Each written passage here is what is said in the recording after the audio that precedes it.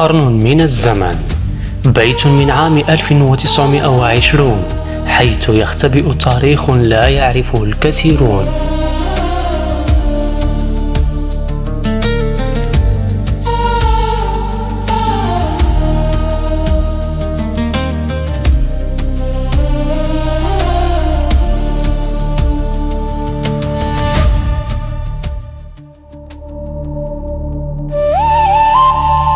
داخل هذه الدار تنتهي حدود العالم الخارجي لتبدأ رحلة في عمق الحرم المعماري لدار العدي. هنا في هذا الفناء المسقوف بالسكينة يتوقف الزمن عن الجريان. نحن لا ندخل مجرد بيت، بل نلج إلى محراب فني حيث تتنفس الجدران تاريخا أندلسيا. تعود قصة هذا البيت إلى حوالي 1920 ميلادية، حين كان منزلا عائليا في قلب المدينة العتيقة لتطوان.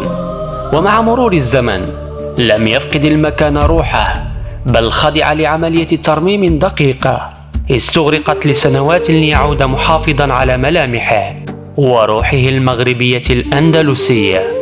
لكن أجمل ما في دار العدي أنك لا تحتاج إلى لوحة كي تشعر بالجمال، يكفي أن تنظر من حولك.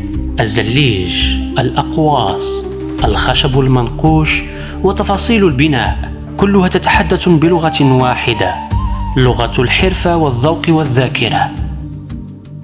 هنا لا تبدو العمارة مجرد زخرفة، بل تبدو كأنها ذاكرة صامتة نقشت على الجدران.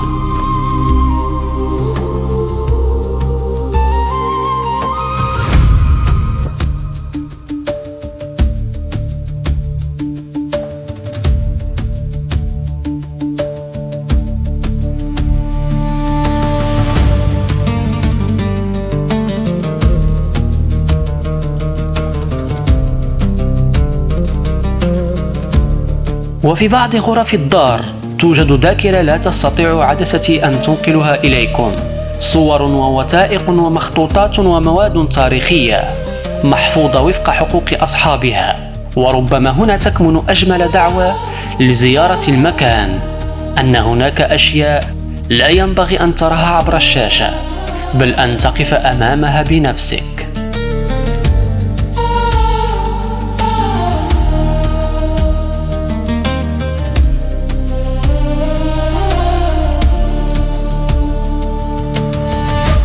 دار العد بتطوان، حيث لا يزال التاريخ يسكن الجدران.